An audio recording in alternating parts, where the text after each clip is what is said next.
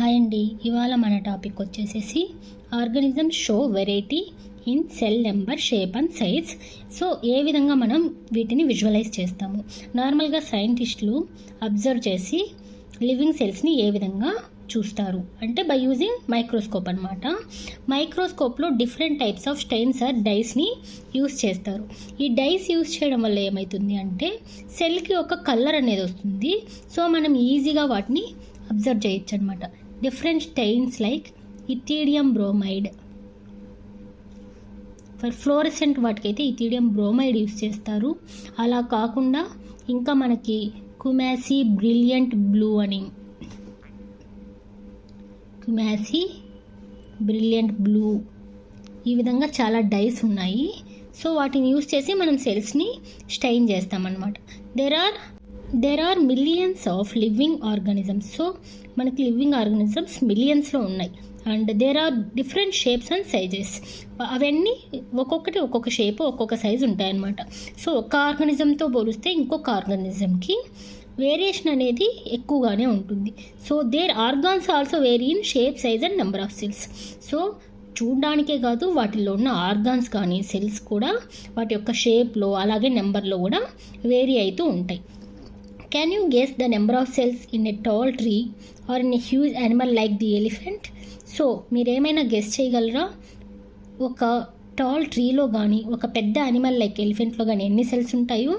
So ఆ number అప్రాక్సిమేట్గా ఎంత ఉంటుంది అంటే ఒక బిలియన్స్ నుంచి ట్రిలియన్స్ వరకు ఉంటుందన్నమాట. సమ్ బిలియన్ కౌంట్ నుంచి ట్రిలియన్ సెల్స్ అనేవి మన బాడీలో ఉంటాయి. అదే మన హ్యూమన్ బాడీలో తీసుకున్నామంటే ట్రిలియన్స్ ఆఫ్ సెల్స్ ఉంటాయి, which vary in shapes and sizes. So వాటి యొక్క షేప్స్, సైజెస్ కూడా వేరువేరుగా ఉంటాయి అన్నమాట.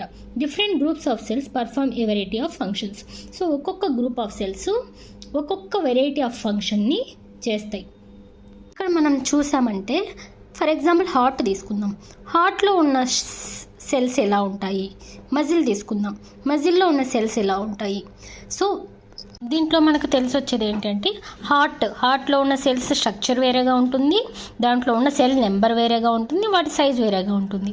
అదే మజిల్ తీసుకున్నాం అనుకోండి, మజిల్లో ఉన్న సెల్స్ వేరేగా ఉంటాయి, వాటి సైజ్ వేరేగా ఉంటుంది, అలాగే షేప్ కూడా వేరేగా ఉంటుంది అన్నమాట.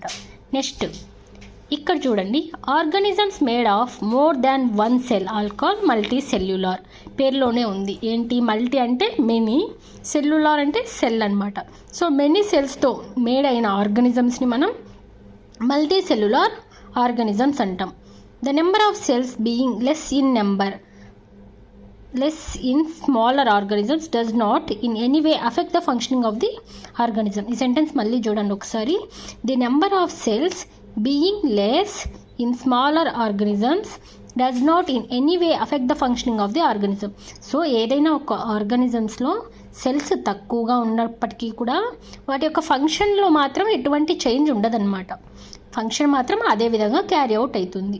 You will be surprise to know that an organism with billions of cells begins life as a single cell which is the fertilised egg. నిన్న క్లాస్లో మనం చెప్పుకున్నాం ఆల్రెడీ, ఏంటి, ఎగ్ అనేది మనకి is formed from a single cell నుంచే form అవుతుంది అని చెప్పి.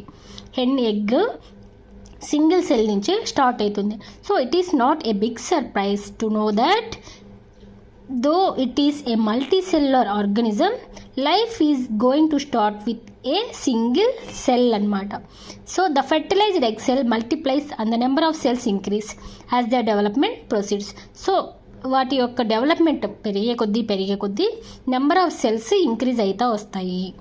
సో ఇక్కడ ఫిగర్స్ చూడండి, ఒకటి వచ్చి అమీబా ఇచ్చారు, ఇంకొకటి వచ్చి పారామీషియం అనమాట. అమీబా, పారామీషియం, ఈ రెండిట్లో కూడా ఈ బోత్ ఆర్గానిజమ్స్ అనేవి ఒక సింగిల్ సెల్తోనే మేడ్ అయి ఉన్నాయన్నమాట. ఈ విధంగా సింగిల్ సెల్తో మేడ్ అయిన ఆర్గానిజమ్స్ని మనం ఏమంటాము అంటే యూనిసెల్యులార్ ఆర్గానిజమ్స్ అని పిలుచుకుంటాం. ఇందాక చెప్పుకున్నట్టు మనం సెల్ నెంబర్ వేరీ అయినప్పటికీ కూడా there is no variation in their function. అంటే ఏంటి, ఇక్కడ ఏ సింగిల్ సెల్ ఆర్గానిజం ఎటువంటి ఫంక్షన్స్ని అయితే పర్ఫామ్ చేస్తుందో అదే మల్టీ సెల్యులర్ ఆర్గానిజం కూడా అలాంటి ఫంక్షన్స్ని పర్ఫామ్ చేస్తుందన్నమాట.